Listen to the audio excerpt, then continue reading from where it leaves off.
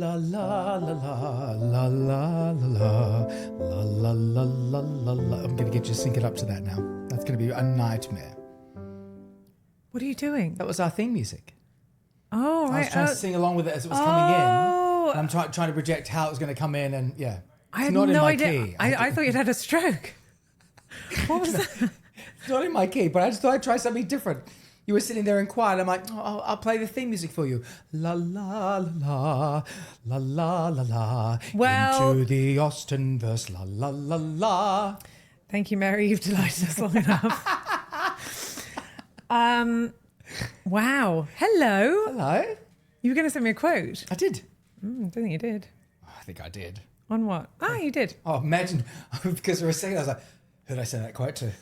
Well, the worrying was you're going to have to do another verse. Okay. Oh, no, I'm not going to read that. Quote rejection. Why are you going to reject my quote? Because I think it's too... Because I want to talk about it later in the episode. And Okay, this is controversial. I think we should lean into this a bit more. So you are rejecting the quote, which traditionally we start every episode with, because you want to discuss what the quote says towards the end of the episode. Or later in the episode. Okay, I'll do it. No, you don't have to. I think it's will. interesting. I like the tension. Should we just not do the quote? We're not that superstitious. We don't have to do the quote. What? But I like this drama. Look, I think that what's really telling is that the way that some stories are supposed to be told is chronologically. Mm-hmm. And sometimes it is beneficial to save pieces of information to later on in the episode. So therefore, I am going to take the PD James approach of keeping this little morsel for later in the episode. Hello, I'm David Campbell. I am Lisa Campbell. And welcome to Into the Austenverse. We're doing Death Comes to Pemberley, episodes 2 and 3 if you're watching along, or if you've finished the book, congratulations. Yes. And it's just our second part of a two-parter on Death Comes to Pemberley.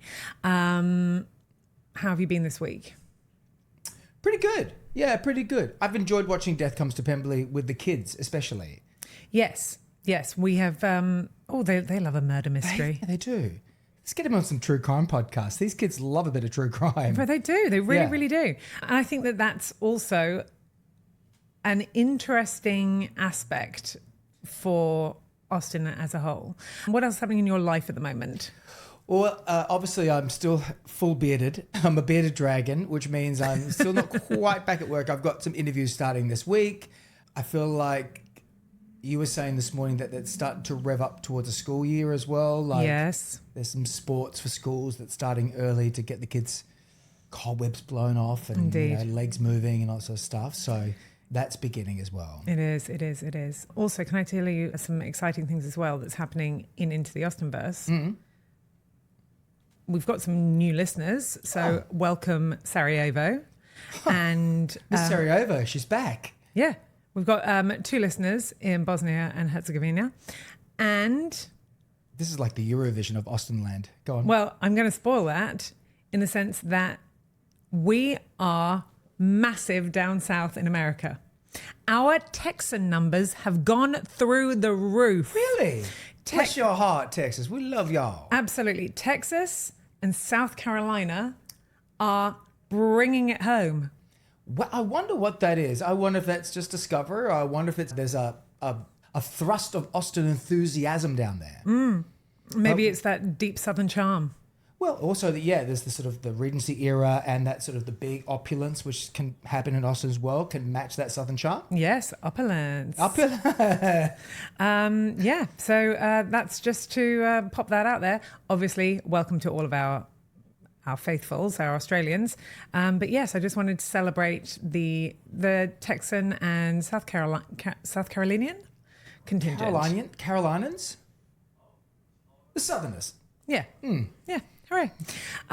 Well, without further ado, let's jump into it. So last week we left on a cliffhanger where we had just been at the inquest of George Wickham, who has been found guilty at the inquest of Denny's death. He's now standing trial. But as he was being led away, a young woman, Louisa Bidwell, called out and said that he was the father of her baby. Not in so many words, but exactly what we took from that. Yes. Absolutely. Before I do a combined review, last week you were talking about the police in Austen and Austen's time. Yes. You found out about the police. I did. I spoke to my friend Chat, and it was very helpful. I was very specific because we were wondering, why do we have someone like Darcy go straight to the magistrate, and what is going on with that, and should there be police involved? And you were rightly correct in saying there was no real police, because is it Sir Robert Peel's Metropolitan Police hadn't been established. The Peelers until after Jane's death. So in order for the law to continue, it was like this patchwork of authorities, like lower authorities. So serious crime was so rare in such communities like where these people live, in Jane Austen's communities, or at least it wasn't politely discussed. So when something does go wrong, it's treated as a moral and social crisis rather than a legal one, i.e. when Lydia runs off with Wickham, that's seen as like a scandal. And you were mentioning that the town were like so angry about what was going to happen to Lydia as well. Its reputation is going to be damaged.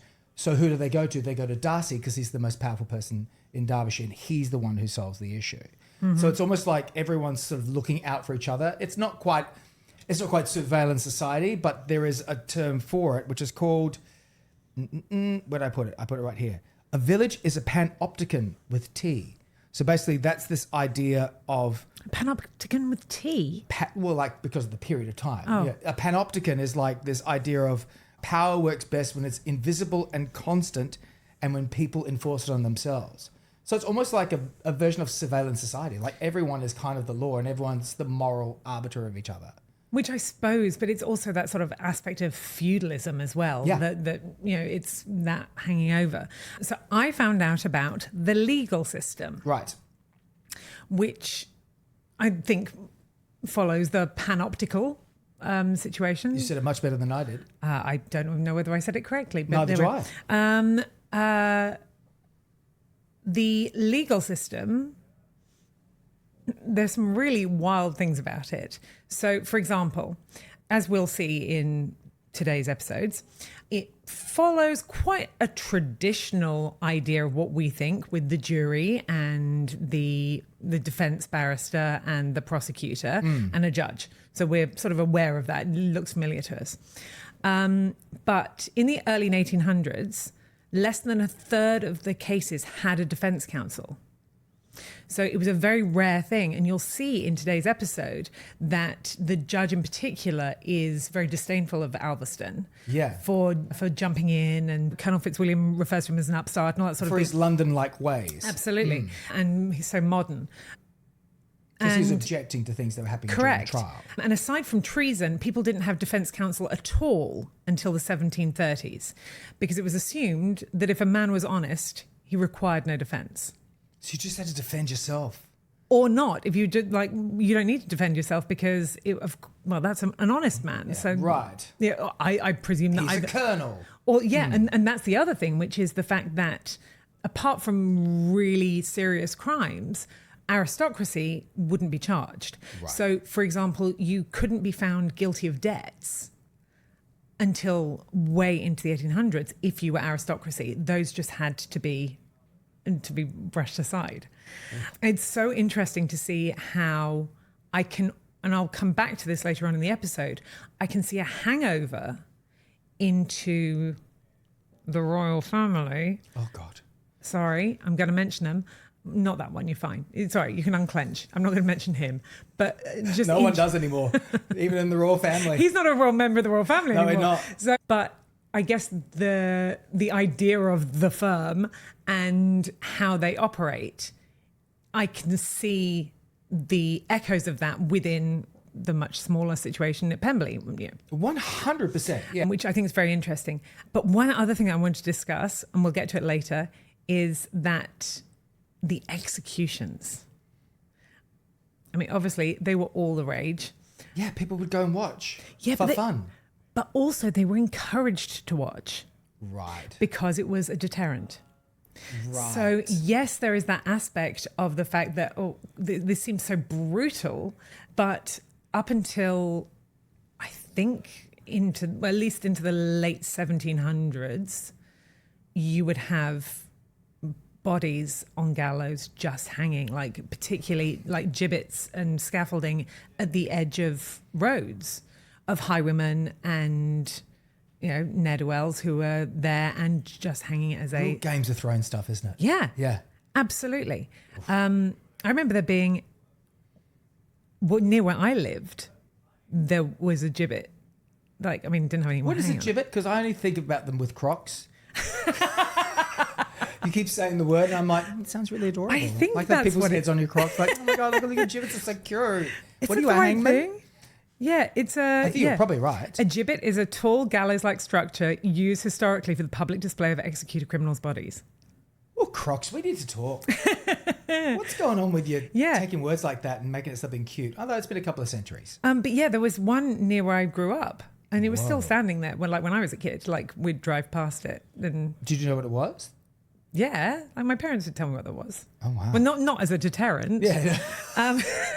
Clean your room, Lisa. Otherwise, gibbet time. Last person hanged in England, I think, was hanged in Bedford. But I'm sorry. I'm really I'm going away from the thing. This is the thing about how interesting this novel by P.D. James and the adaptation is, because it does take us through Austen's world and the Austen universe, and gives us so much more to look at and so much more to deep dive into. And it does. It becomes historically really interesting. Yeah, and I think that the one thing that I love about this story, and we will come to talk about all of it later on, is that it gives us an aspect of grime. And we touched on this last week, and we talked about this with Kelly and Chamonix as well in our bonus episode, that there is an aspect of Regency society that we don't see in Jane's books. That's and right. Well, there are many aspects of Regency society we don't see, but there are occasionally glimmers of it.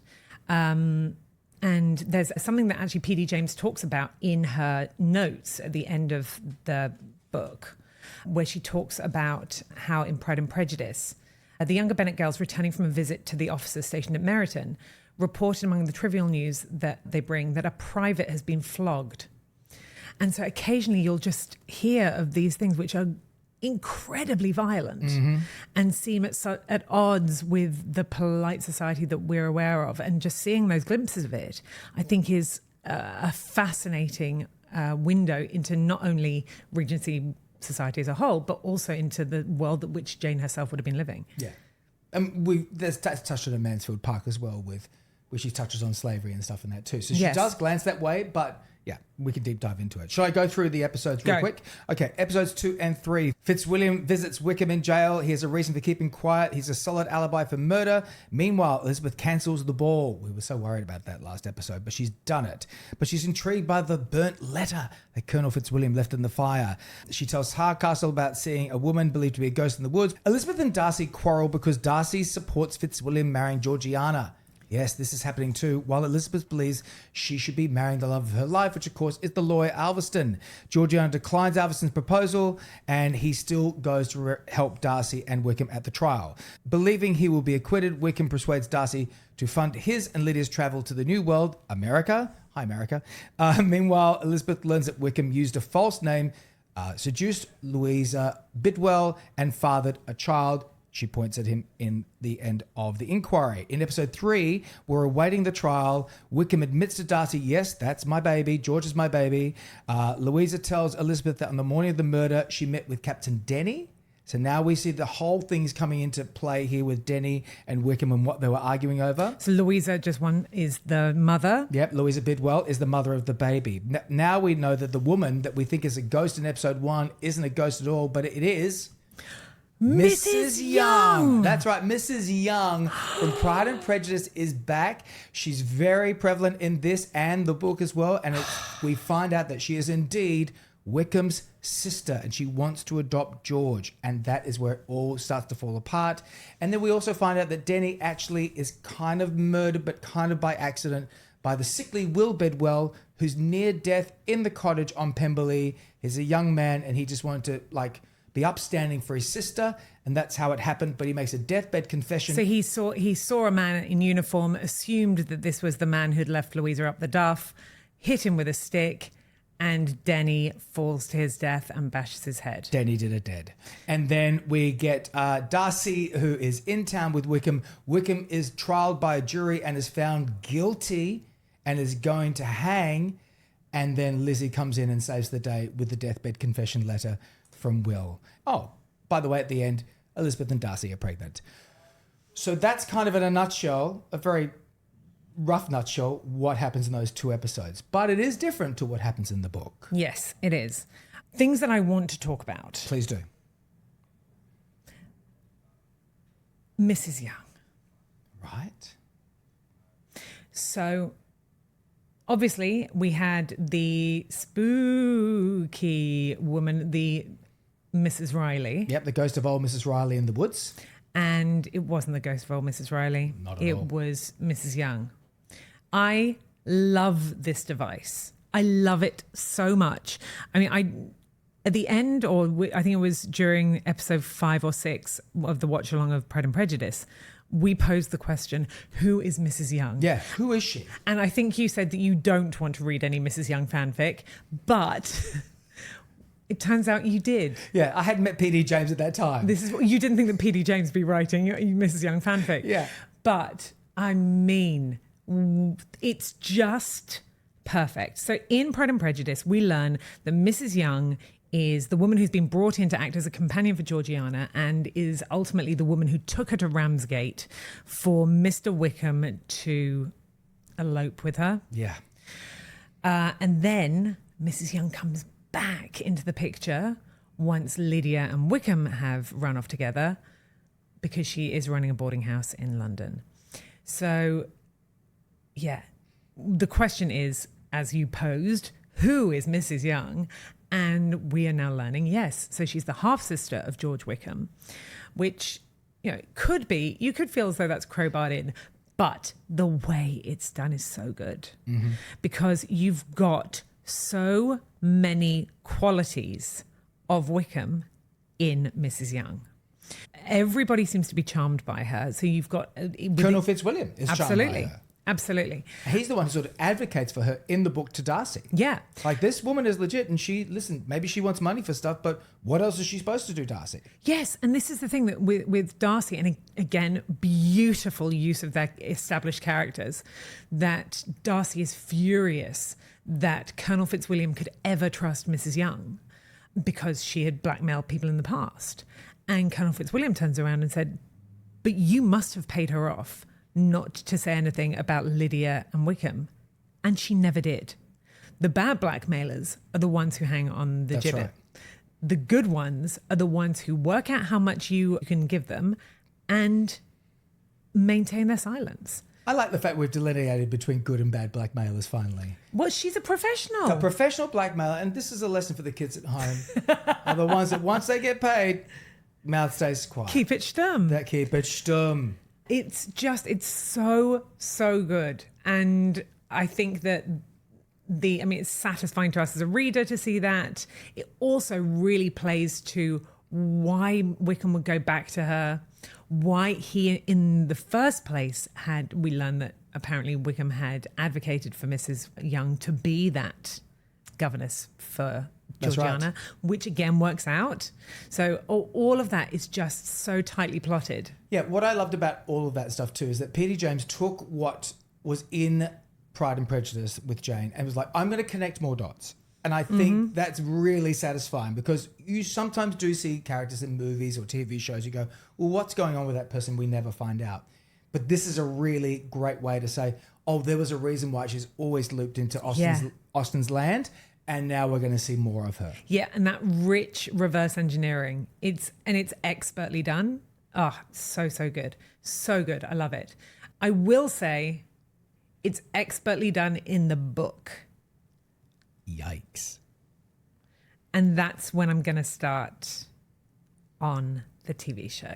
So at the end of episode 1 last week, we were watching the TV show and we were watching it together, and you were only about a third of the way through the book. You hadn't got to the part of where we were on the TV show yet.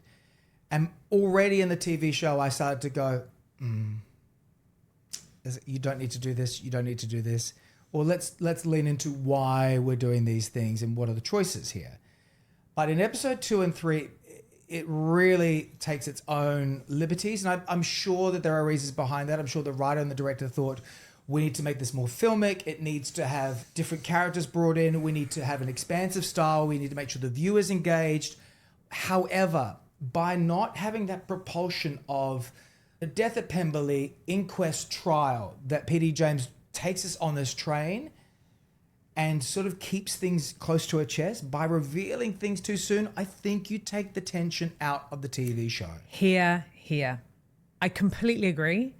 I also feel as though the things that they add in are not done with the level of care that they are in the novel. Can I ask you a quick question here? Yeah. Because it's going to be pertinent to episode 2 and 3 and Anna Maxwell Martin and the character of Lizzie that she is given in this by the writers. Not P.D. James, but by the writers of the TV show. Whereas in the book, this really is a story about Darcy, Colonel Fitzwilliam. The propulsion is really behind Darcy in this because Lizzie at that time is trying to help Lydia and Jane and Mr. Bingley. There's other characters there. But by giving her more agency in the TV show, the fire in Colonel Fitzwilliam's letter, going to the Bidwell cottage and seeing Will and the baby, which does happen in the book too, but like trying to investigate what's happening, the tension between her and Darcy because of it. I felt that we didn't need it. And I understand the logic of like, this is Lizzie Bennet. She is a national treasure and someone that people love and adore. We need to give her more. But that's just not this story. I think you could have done both things. Right, okay. I think you could have maintained that without other aspects. For example, I think that when Lizzie is in the wood and she's going there to visit the Bidwells, which is a convention, and yeah, that's absolutely fine. She doesn't need to run into Mrs. Young, find Mrs. Young's bonnet that we see repeatedly, and then have Mrs. Young hiss in her face. Yeah. Like, no. Lizzie can be the person who gets the deathbed confession from Will. Again, I think that that's heavy-handed. Yep. But let's say that she can receive or be there when that occurs. But she doesn't need to then have the time pressure of we must travel through the night in order to get to we must travel through the night in order to get to Derby, because if we don't get through to Derby and Bidwell can actually we can get back on the coach and he can take her through, then we don't see any of that. No, and also, is it correct that I don't think she would be allowed to run up onto the gallows? That was my last point. Release this man, here's a deathbed confession. And it's like, she runs on to the platform. Yeah.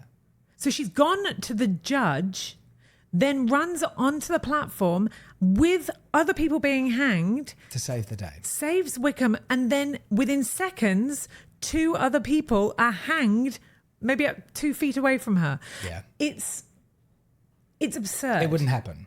Well, no, of course, absolutely it wouldn't happen. And also, it doesn't give us anything. No, and it doesn't add to Lizzie's character. It doesn't make me feel like, oh my God, what a team. It just made me go, wait, no, I'm out of the story now. I don't understand why it this feels is happening. rushed. It feels rushed, and it doesn't feel rushed in the book. Oh my God, we sound like those nerdy podcasters, you know, those ones that they saw the trailer of Wuthering Heights and think, I think you're fine, but that's not the way. We're doing that with P.D. James. Yes, we are. but also, I hate to break it to you, that's the entire point of this podcast. Yeah, true. Okay. It's good to bring it back and remind myself once in a while what we're doing here. Yes. And I think that why I'm disappointed, and I'm disappointed in this TV version. Yeah, I am too. I'm disappointed on 2 fronts. One is that the book is so good. So good. And everything is here. And the second part is that this had the capacity to be good. And the cast. But yeah, but it has the money behind it. It has so many aspects that it's got care. It's got the brilliant actors. It's got so many things. I don't understand why it sort of leans into tabloid occasionally, because it does trust its viewer. Occasionally it trusts its viewer far too much. Like, for example, it trusts us to assume we know the difference between Fitzwilliam Darcy, Colonel Fitzwilliam, the child who is also called Fitzwilliam, and the fact that every man in this show looks exactly the same. This is my big point. We were watching the first episode and I had to remind myself, okay, who's Matthew Good and which one's Matthew Rhys? Right, okay. Why does Colonel Fitzwilliam also look like them? Okay. And it was only our daughter, who's 11, who loves all this stuff. It's like, I don't know who this person is anymore. Because I had a bit of face blindness with Our Leading Men. Also then, when we got to the third episode and Will's doing his deathbed confession, he walks into a room, I'm like, yeah, you too. You're all the same man. You're all dark-haired, brown-eyed, chiseled-jawed, maybe taller, maybe shorter, maybe younger. You're all the same. And the prosecutor, again, same look. Robbie Williams with it in a wig. Oh, mate. And look, I mean, there was some Donald Sutherland dentistry in this as well. Mm-hmm. Like, there are some turkey teeth going on in this. I mean, you can tell which actors have got a career in Hollywood because they've got veneers. It's just, yeah. That being said, though, I don't want to downplay how great Matthew Rhys and Matthew Good are in these roles. No, they are great, but they're wonderful. I do like both of them in these roles. I really do. Yeah, same. But it's confusing, particularly the Fitzwilliam, the Colonel Fitzwilliam, and it's also confusing because they keep flipping from being in regimentals to not being in regimentals to being so suddenly Colonel Fitzwilliam's in his reds. Okay, that's fine, but then he's dressed as a gentleman for a while, and then we see a flashback, and now Wickham's in his regimentals, and so you're like, and you don't, but you're not, because it's a flashback. We're only seeing the back of the head. Oh my God, just like patronize me. Maybe they wouldn't have worn the regimentals every time, but put the Colonel in them the whole time so we know. Yeah, I agree that the flashbacks wore a little thin for me towards the end. And Georgiana and Jane look exactly the same. Yeah, they do. Yeah, absolutely. So in general, I found that really... it was tricky. It was tricky. Also, you did mention Will Bidwell, who looks like a model. Fabulous. Looks great. Yeah. Yeah. I don't know what he's dying of. But good looks, charm. Yeah, absolutely. Cheekbones. What do you do? What's your illness? I wish I could catch it. Bidwell. Speaking of catching something and not doing too well, Lady Catherine de Bourgh, who we'll touch on in a second, but in the book, am I right in saying that Anne's dead? Yeah. She's not dead in this TV show, but it's a big deal that Anne Was dies. that Anne? No, that wasn't Anne, but I think she was... Well, no, they that don't was like mention it. That was like a lady in waiting. Right, okay. Surely. Yeah, I didn't think that was Anne, but we also don't get the fact that Anne's died, which I think is pretty significant to the why Lady Catherine de Bourgh is a bit more engaging. If I have a criticism with TV shows in general, it is never enough Penelope Keith. Wow, okay. What's your history of Penelope Keith? I don't have one. I know who she is. My history of Penelope Keith is, well, obviously... She's in The Good Life. She's Margot from The Good Life, who is everything that I aspire to be. What is The Good Life? I missed it. I was watching The Goodies as you're watching The Good Life. That's the difference between us. She's no Bill Oddie, I tell you that. But that, I think, just proves the difference between you and I. And it doesn't paint me better than you. Was she in Kenny Everett's video show? No, but the Goodies versus The Good Life, I think, is a really important. The side that you fall on, I think, is very telling. Okay. The Good Life it's so white and middle class, and it's about two couples. Who's the man? Well, there's two. So there's two couples. There's Felicity Kendall and Richard Briers. Yep. You know who Richard Briers is? I think so. No. You do. I mean, he is the old blind man in Frankenstein. Oh, okay. That's when we've last seen him. He also had famously terrible dentures. My dad used to refer to terrible dentures as Briar's teeth. But that was probably before we started talking about turkey teeth. He's also the father of Lucy Briars, who is the Mary from the 1995 Pride and Prejudice. This is deep. This is a level of BBC popular culture from the 80s and 90s that you weren't expecting. But anyway, this is Richard Briar and Felicity Kendall, and they are married and live next door to... Oh, what's he called? Paul Eddington and Penelope Keith. Was he Yes Minister? Yes. Got that one. So they live next door to each other, and these two, Felicity Kendall and Richard Briars, have decided to go back to nature. So they've got pigs in the garden. They are only eating organic stuff. Clarkson's farm before Jeremy Clarkson existed. Correct, but they're doing this in their semi-detached house in Surbiton. Oh wow, okay. And then next to them are the Ledbetters, Margot being Penelope Keith, and they are very... she is upper middle class, but is aspiring to be more than that. Okay. And so they're having vol au vents, and they're inviting them over, and blah, blah, blah, blah, blah. The tension between the two. Hilarity ensues. Great. And that's sort of what Penelope Keith played throughout her entire career. She is perfect. She is a brilliant, brilliant performer. And she's a great Lady Catherine de Bourgh. This is the thing. She comes in, she's got maybe 5 lines. She's come in with leading actor energy, and it's just a joy. Yeah. And so you're like, brilliant, we're in for some Lady Cat. No, and that's it, and she's gone. And look, I'm thrilled that she was there. I think you have to have a star power for that turn. I actually don't think now, we've done a few Pride adaptations, including zombies. I don't think we've had a bad Lady Catherine.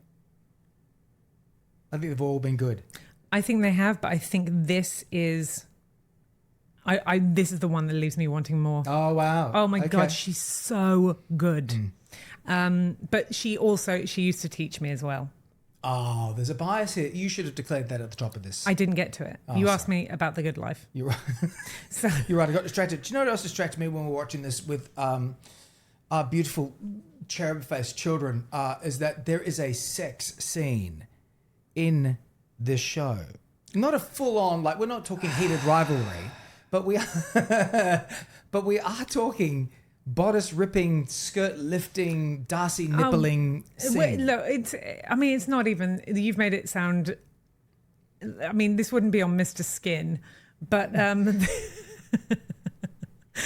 it's absolutely needless. Yeah.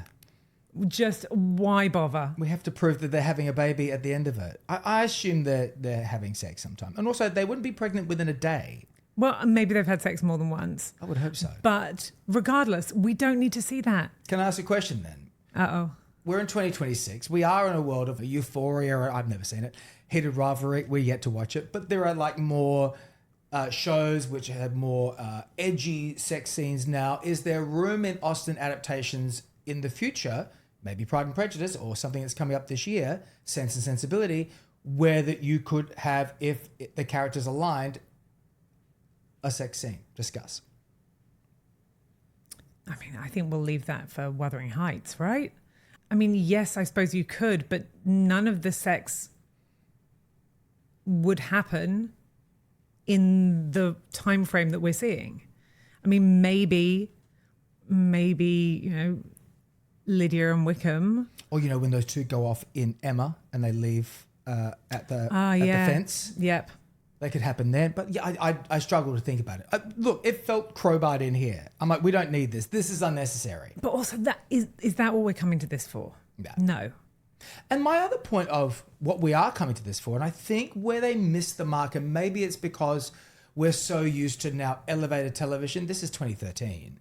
You know, we're so used to prestige TV doing this so well, and maybe Americans doing this so well. But this at the heart of the book is a mystery and a courtroom drama.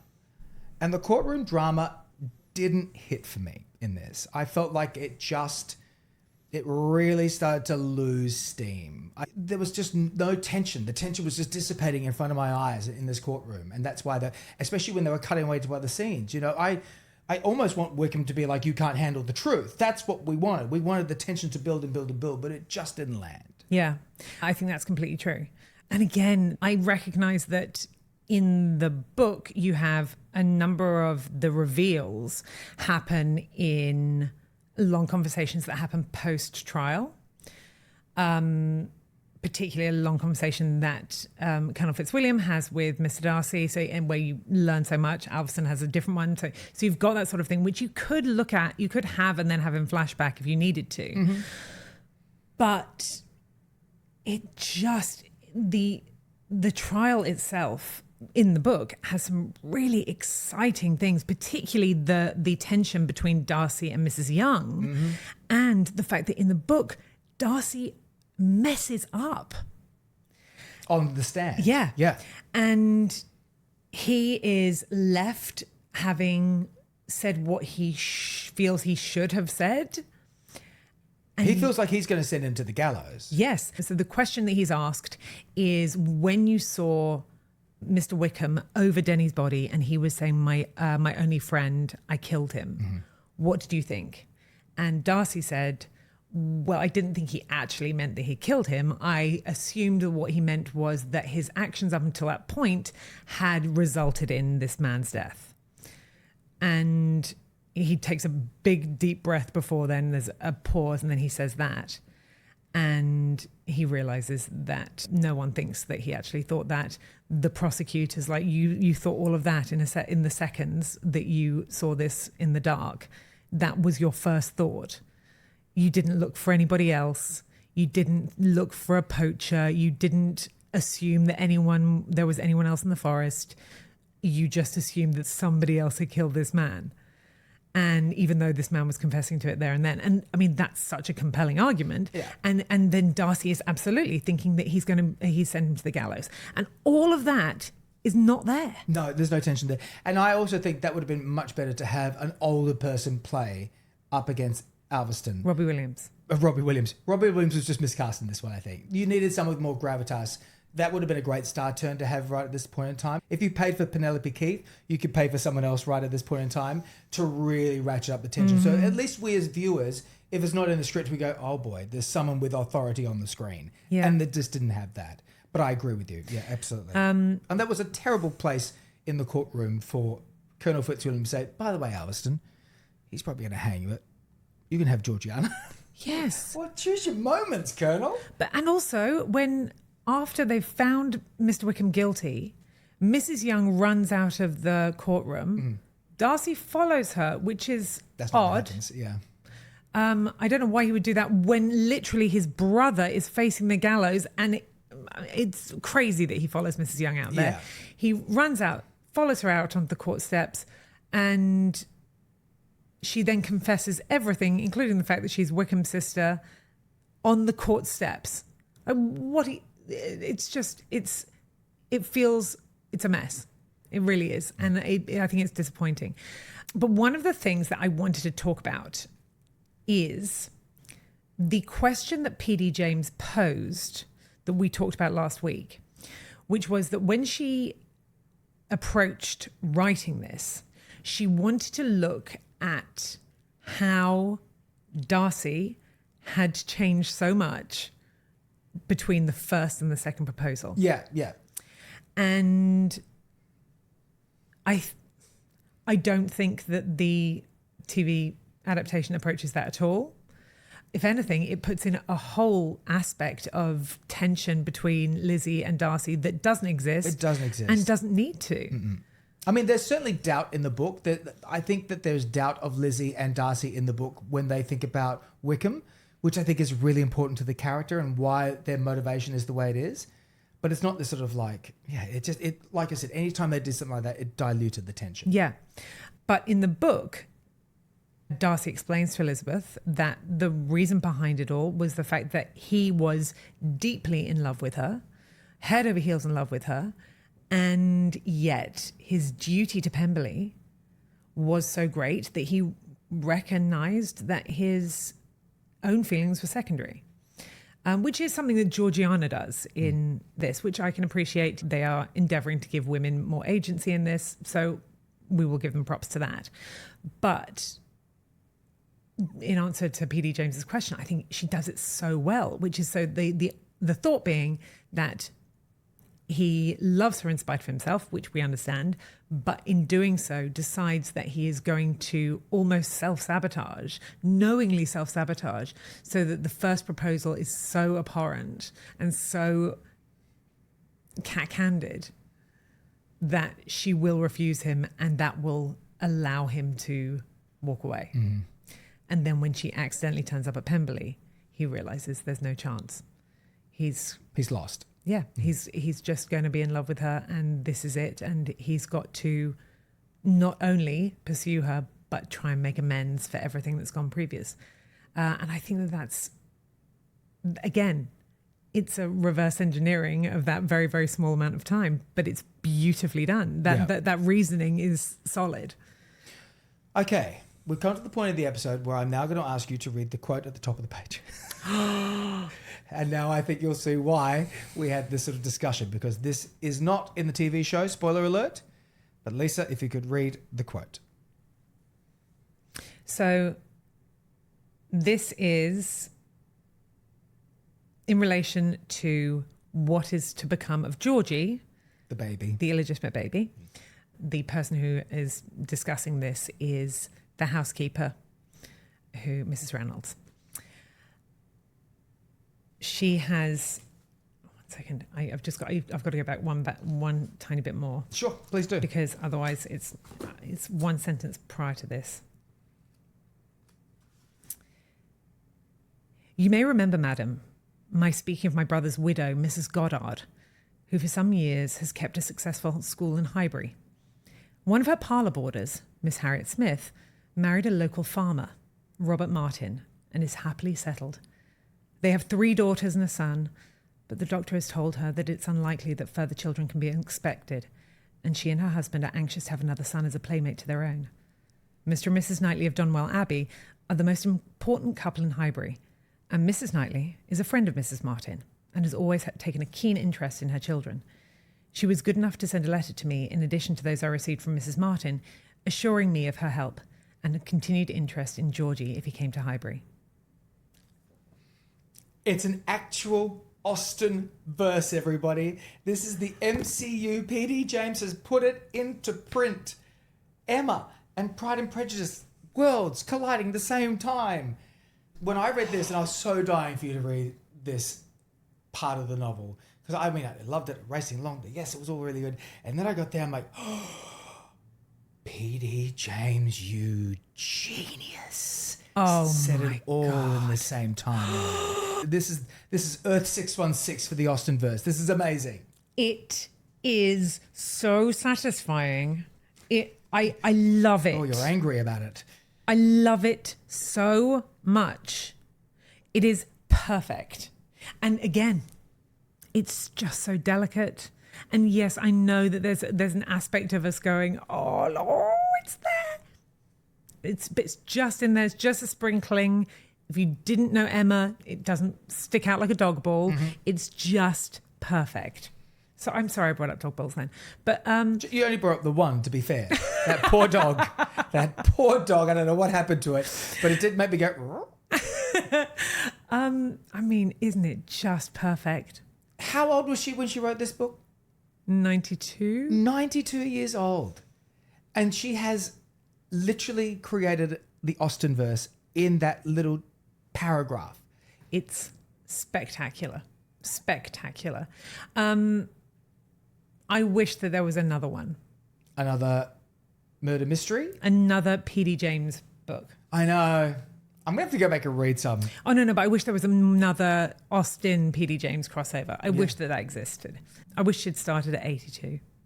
Wow. And given us some more. So in general, what's your takeaway?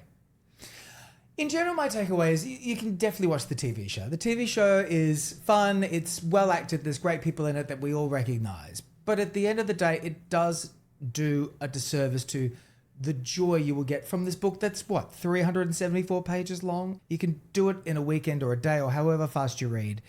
This is absolute top tier level stuff, and it is so well engineered. This is a craftswoman at the top of her game. Yeah. And she took something that is iconic and didn't say, I'm going to make it better. I'm just going to add to it and it's beautifully done. Yeah. What about you? Yeah, I completely agree. The TV show, I think it is disappointing. I think they do it better nowadays. Yeah. I think it's of its time, perhaps. I think that that's letting it off the hook. I think that it should have just trusted itself. I don't know whether it's the fact that it should have been a 4-parter, or maybe, I don't know, maybe it's being a co-pro with America. I don't know. I think it's overthought at times. I think they just overthink things and think, well, what if we did this? And No, this but is I a good think idea. it could be. There's something that keeps running through my head when we spoke to the wonderful Ray about Emma, and he did the Emma for ITV, and how when that came out, because it had been on ITV and they had to break for adverts, how it changed the dynamic of the TV show. And I wonder whether they have to put things in for ad breaks. Right. So that it maintains. So we have to have that moment in order to pull somebody along to the next bit. It just feels as though there's an aspect of sensationalism about the TV show, which I think does it a disservice. Yeah. But I recommend. no, look, it's still good, and you're completists. You're listening to this podcast. Yeah, you should watch it, and it's worth it for Penelope Keith. But the book is brilliant. Yeah, top tier book. Absolute top tier. Just brilliant. Well, that was Death Comes to Pemberley. So what do we think we're going to do next week? Well, we are going to India. Oh. We are going. You weren't expecting that, were you? Neither was I. We are looking at Pride and Prejudice. Fabulous. The Bollywood adaptation of Pride and Prejudice. Listen, a friend of mine really thinks this is incredible. I cannot wait. Me either. So it's 2004 romantic comedy. We will put links to where you can watch it on the show notes, ready for next week. We're going to have a very special guest joining us in the studio. Oh, whoa. Yeah. And cannot wait to get our Bollywood on. We're going to get our Bollywood on. Thank you so much for watching, and we'll see you next week. Bye. Bye.